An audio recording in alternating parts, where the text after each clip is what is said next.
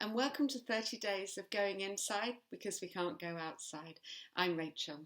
The last couple of days we've been looking at the difference between emotions and feelings.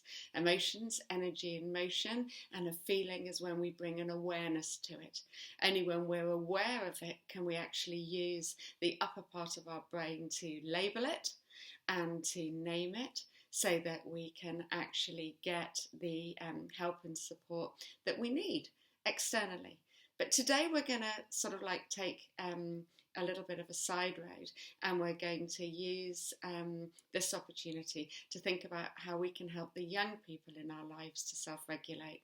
From my experience over the last 15 years, really young children, and I mean reception and year one, have the most incredible capacity to learn about their brains and have the most tremendous curiosity about their internal worlds too. It does get a little bit harder when I work with teenagers, but that's only because that natural cynicism has sometimes stepped in. So this is about exercising that noticing muscle. So we're trying to reward noticing in young people. So this is not about rewarding them being happy versus sad. This is not about striving towards being in one emotional state versus another. So this has nothing to do with movement. We don't have a switch in our brains that enables us to turn our feelings on or off. But this is about using some different resources, which I'm going to share with you now on the screen, that can help your child or someone that you know relate a little bit more skillfully to emotions. So I'm just going to remind you of the emotions map that we looked at yesterday, and you can see that up on the screen now. And that emotions map is the scientific research that we've done on those areas of bodily arousal that accompany some of the prevalent emotional states that we experience. So this emotions map I find really useful for adolescents. But now I want to share with you just a blank body image. And I would really encourage you to kind of leave one of those lying around, because what we want young people to do is to be able to use different resources to help them express what it is that they're feeling. So for example, you might leave this blank body image out, and you might encourage a young child to point at which parts of their body they're feeling what they're feeling in. Okay, and maybe if they're interested in this time of self-discovery and lockdown, they may be able to use different coloured pens to kind of map those areas of bodily arousal and see even if they can work out how different emotions actually present in their bodies, so that they can become a little bit more savvy about naming them, because we know to name them is to tame them. And actually, once they can name them, then we as adults are able to actually bring some curiosity to that. And I think particularly fear in young children, especially those individuals who experience tummy ache in the morning. Again, it's a lovely opportunity to get a young person just to point to their tummy and to explore those kind of butterflies that very often accompanies a feeling of fear. Alternatively, I'm just going to show you a kind of a page of different emojis. Again, just getting a young person to point at how they're feeling and see if we can encourage them to kind of name it. And don't be afraid to guess as a parent or a grandparent.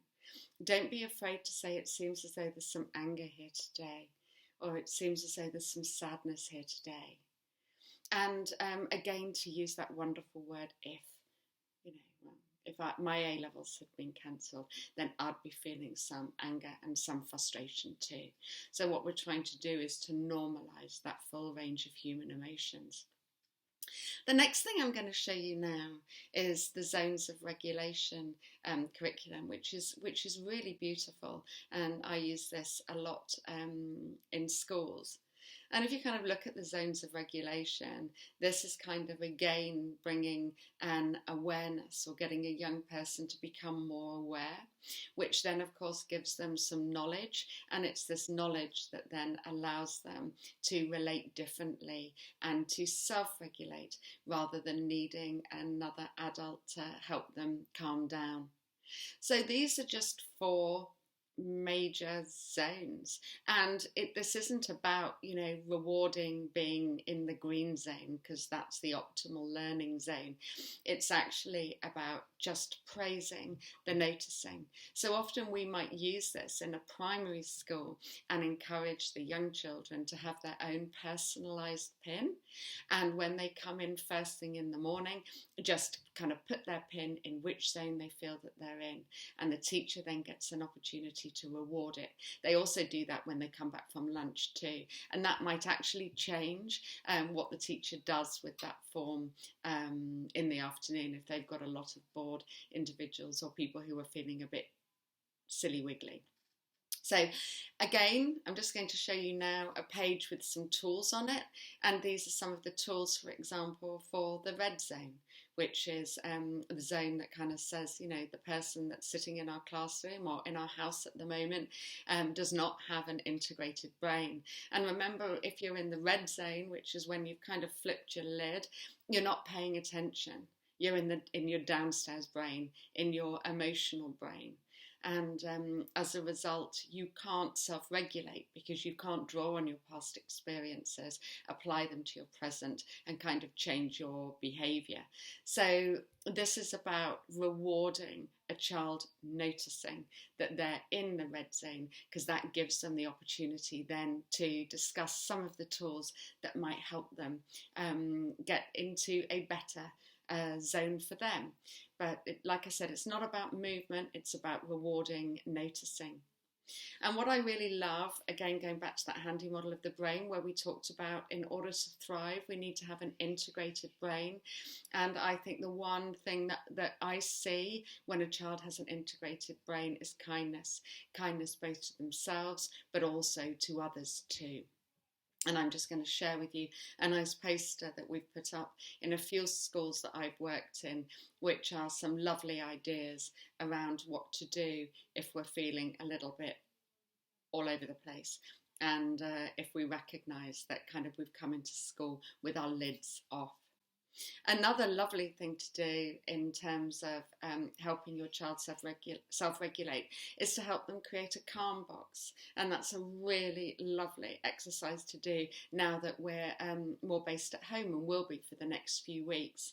So at the end of this I'm going to put a resource down, which is a wonderful article which suggests things that you might encourage your child to have in their calm box. That can be everything from mindful colouring, that can be a mood jar, which is just some water and some glitter, and kind of when we shake it, the glitter goes everywhere, which is just like a feeling showing up in our body. And then we're just going to encourage the child to sit and watch until the glitter has fallen to the bottom. Again, it's this idea of being open to it, not doing, but just being in being mode. There also might be some squidgy toys in that calm box. There might be some elastic bands. There might be some Play-Doh. There might be some feathers, all sorts of things. And again, I'll share those with you in the article.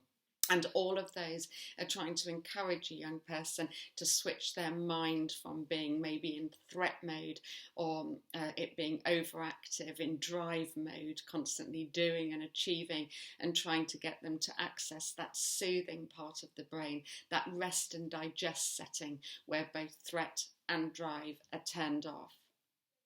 And what you'll notice about those items in the calm box, whether they're earmuffs or whether or not there's something that encourages visceral stimulation, is that they're tasks and they're sensory stimulants. So, kind of when the child is taking responsibility for their own internal world and how they're relating to it, that's something that we should really reward. And a calm box can be a fun thing to put together in times that we have at the moment. Or alternatively, just watch Inside Out with your child, whatever age your child is, just showing here the characters that live inside this person's head and how each character represents a different emotion. It kind of really reminds me of Dan Segal's work on the upstairs and downstairs brain, and I'm going to put an article up at the end of this too, which I found really helpful in sort of like getting us to think about our upstairs and downstairs brain. and how characters live in both parts of that brain, and how we can learn to walk up the stairs when we're feeling distressed or when life is difficult. Just one last thing, when an emotion shows up, our posture changes. That makes sense. But actually, if we change our posture, we can actually make a small alteration to how we're feeling too. So a lot of work has been done on emotions and posture, and looking at individuals who are in powerful positions and their levels of testosterone and cortisol, which is the long-term stress hormone. And actually what we know from the research is that if we adopt kind of power poses for a few minutes every day, that can actually have an impact on our levels of cortisol, the stress hormones. And some lovely research done on young people adopting a superhero pose, sort of like with hands on the hips and legs astride for a couple of minutes every day in front of the mirror, and how that can really, really boost their confidence. So this is about encouraging young people to recognise that when an emotion shows up, there are some big changes, but to try and get them to be a bit more curious about them. Really look forward to seeing you tomorrow, where we're going to be doing a body scan meditation, which is an opportunity again to access that rest and digest setting in your brain. Many thanks. Take care.